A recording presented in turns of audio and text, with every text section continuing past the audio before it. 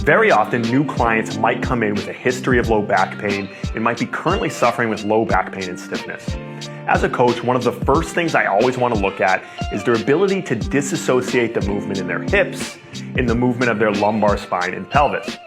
Back pain sufferers often have a hard time with the proprioception and the ability to disassociate movement at those two joint levels. So the first thing I tend to look at is something like simple as a bridging exercise to be able to see how they choose to move their hips and their lumbar spine.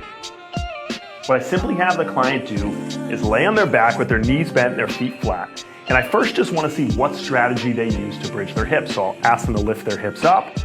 And what I want to see is that they're able to maintain a nice straight line from their knee down to their shoulder. The mistake they're often going to make is that they're going to over-rely on lumbar and pelvic extension, and they're often going to comment that they feel tightness and stiffness in their low back during that movement. So we want to encourage them to exhale, create stiffness with their abdominals on the front, and be able to extend their hips while keeping stiffness between their rib cage and their pelvis and their lumbar spine.